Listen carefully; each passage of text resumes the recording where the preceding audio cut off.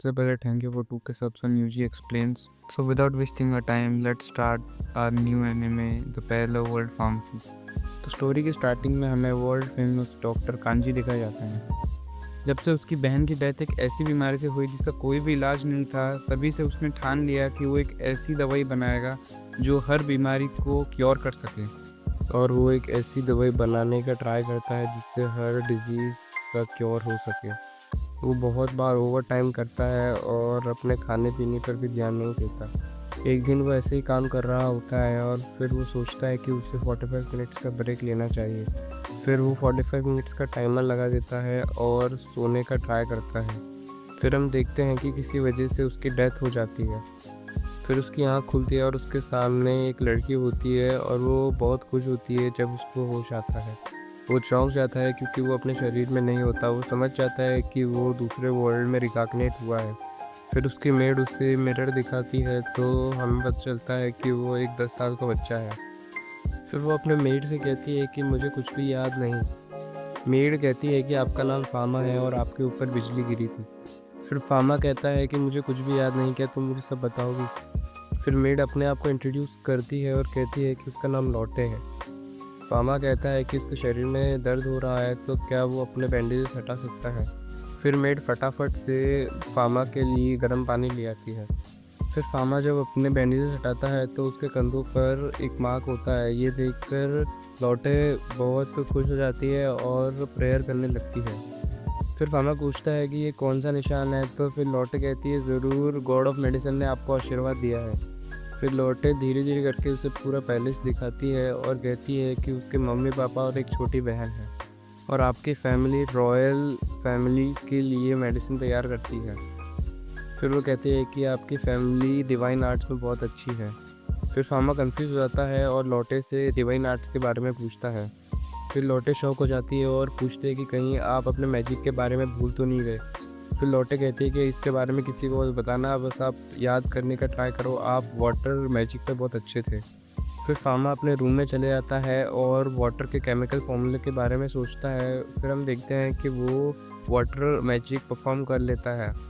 फिर फामा को पता चलता है कि वो जो भी एलिमेंट को इमेजिन करेगा वो उसको क्रिएट कर सकता है। लॉटे देखकर खुश हो जाती है कि फाहमा धीरे धीरे मैजिक सीख रहा है। फिर लॉटे उसे लाइब्रेरी में ले जाती है। फिर फाहमा धीरे धीरे करके सारी बुक्स पढ़ता है और वो शॉक हो जाता है कि उसे उनकी सारी लैंग्वेजेस समझ आ रही है। फिर फामा और उसकी फैमिली डिनर कर रही होती है और उसके फादर उसकी हेल्थ के बारे में पूछते हैं तो फामा कहता है कि उसकी हेल्थ अभी अच्छी है। फिर उसके फादर उससे कुछ क्वेश्चंस पूछते हैं और फामा आसानी से उनका जवाब दे देता है। फिर उसके फादर कहते हैं कि लाइटनिंग गिरने के बाद भी तुम्हें सब याद है, तो तुम कल से अपने लेसन एलन के साथ स्टार्ट कर सकते हो। फिर में नेक्स्ट डे का सीन दिखाया जाता है जिसमें हमें फामा और उसकी टीचर एलन दिखाए जाते हैं। एलन बहुत शॉक होती है क्योंकि फामा कभी भी उससे इतने अच्छे से बात नहीं करता। फिर एलन फामा से कहती है कि 5 टाइप के डिवाइन आर्ट्स होते हैं और सबके पॉजिटिव एंड नेगेटिव आर्ट्स हैं। फिर फार्मा कहता है कि क्या कोई डिवाइन आर्ट कोई एलिमेंट को क्रिएट कर सकता है क्या?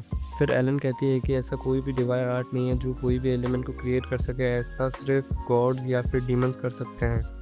फिर एलन फार्मा से अपनी छड़ी के बारे में पूछती है।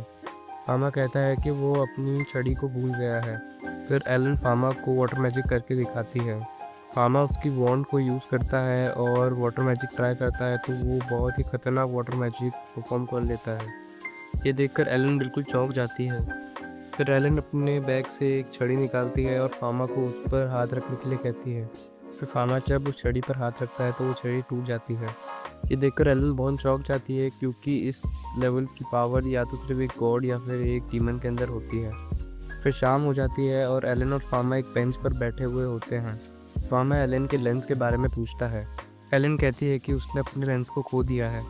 फार्मा एलन से कहता है कि वो अपने फिंगर्स को सर्कल बनाकर अपने आंखों के सामने रखे जिससे वो सारी चीज़ों को अच्छे से देख पाए। ये डेमोन्स्ट्रेट करते हुए उसे एक एबिलिटी के बारे में पता चलता है जिसका नाम होता है डिवाइन आई, जिससे वो किसी को भी स्कैन कर सकता है और कोई भी मेडिकल प्रॉब्लम को डिटेक्ट कर सकता है।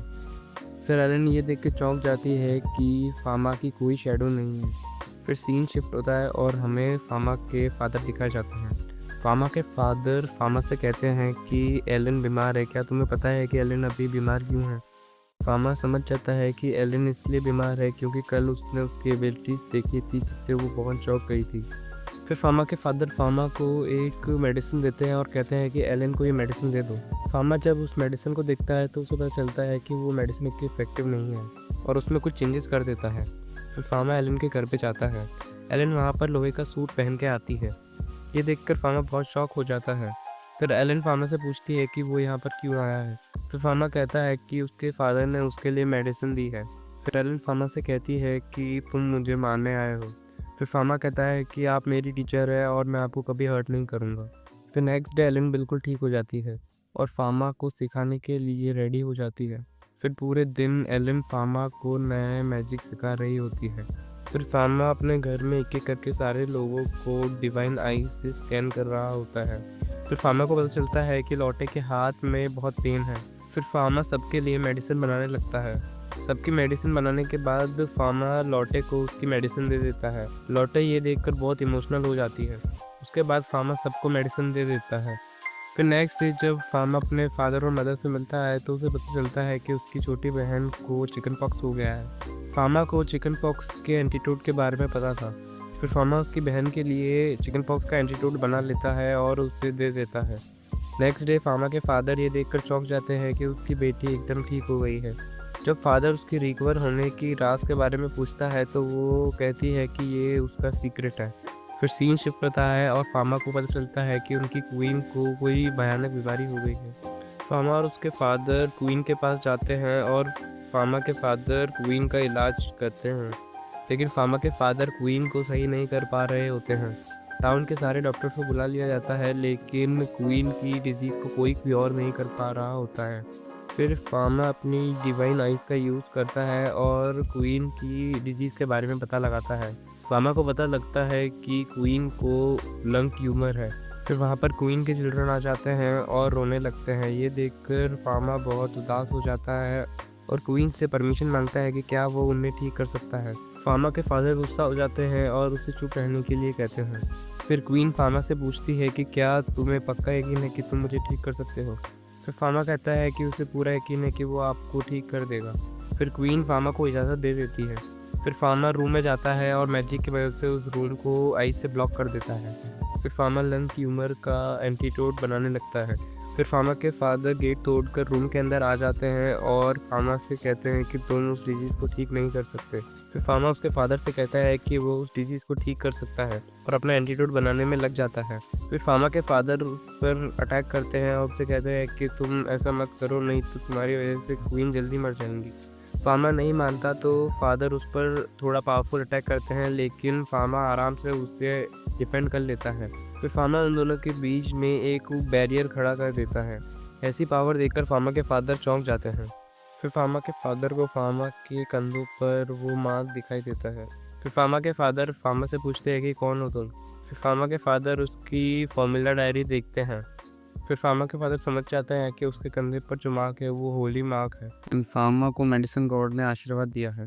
फिर फार्मा कहता है कि ये मेडिसिन आप मैजेस्टी को दे दो और ये क्रेडिट आप ले लो, जिससे आपको प्रमोशन मिल जाएगा। फिर फार्मा के फादर कहते हैं कि मैं ऐसा नहीं करूँगा क्योंकि मैंने ये तुम्हें कभी नहीं सिखाया। फिर फार्मा अपने फादर से इम्प्रेस हो जाता है।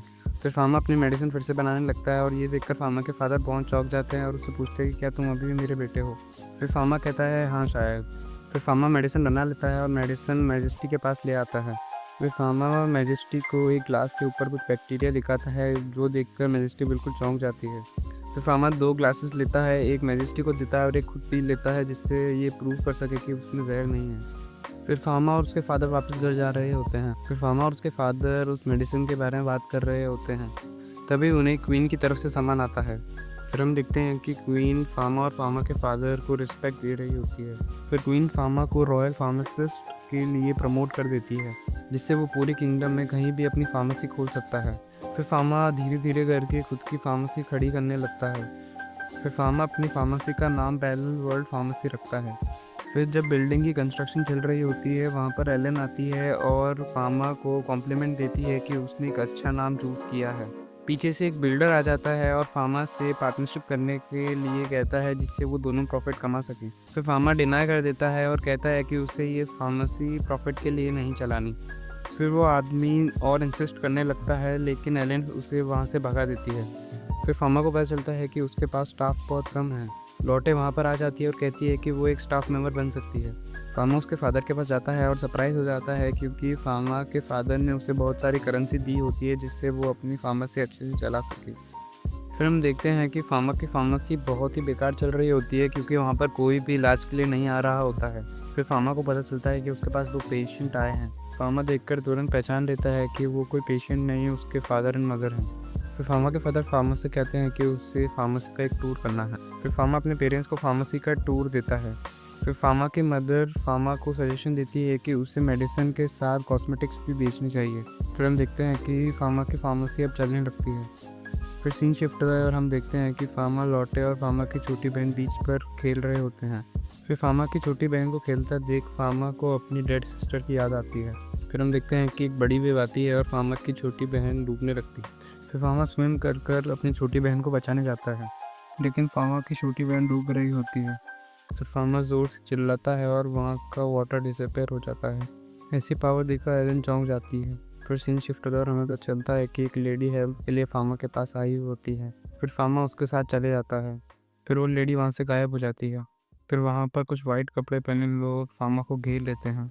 हमें पता चलता है कि वो लोग होली के लोग होते हैं।